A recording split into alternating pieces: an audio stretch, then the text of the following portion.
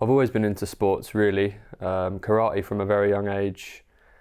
Then a bit later on I was into rugby and things like that. Played rugby, loved rugby. It was really good. I was quite quick back in the day. And then I think I must have had an early growth spurt and everybody caught up to me, and then I wasn't so quick and big and strong anymore. So I wasn't as good at rugby in the end. So when I was a teenager, I then got into like martial arts and things. Thai boxing was what I got into mainly around that age. Got into that quite heavily, loved it, loved martial arts in general. I've done a few other martial arts since then, a bit of MMA and jiu-jitsu. So I've got a lot of time for martial arts and things like that. And you know, I've always just enjoyed keeping fit, running, things like that, workouts at home.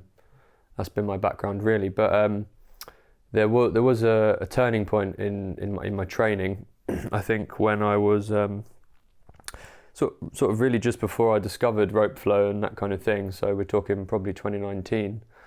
I noticed my body wasn't really performing like it was.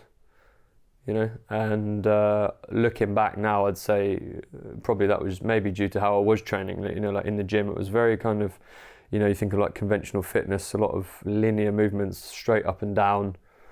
You're talking bench press, squats, and things like that, which, you know, they can be great exercises if they're done correctly. I'm not dissing them entirely, but I think if you're not prepared and you don't have the correct technique and you're just compounding these movements on the body, on top of all the sitting that we do in our day-to-day lives, you know, we're sort of caved in a little bit, aren't we? And then that compounds the issues. And so I ended up with a lot of injuries. I had problems with my knees. I had plantar fasciitis at one point, which was excruciating.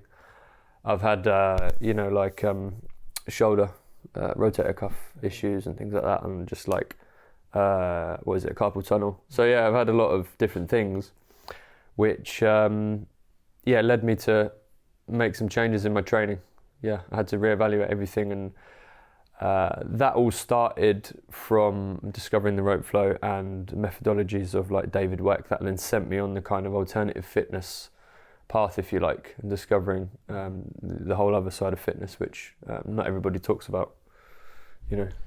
Yeah, so obviously you're dealing with different kind of injuries. And like, was there ever a point where you feel like maybe you're just gonna have to really switch up your training or limit your training?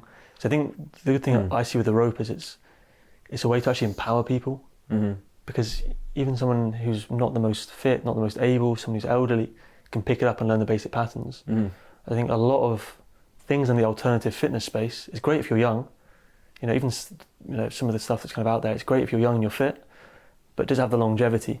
So I think the good thing with rope flow is it has that longevity. You can do it, you know, till you're far older. And a lot of people, I think, once they get injured, they feel just like, I can't do anything. My body's broken, and then you lose the confidence in moving, which is kind of sad.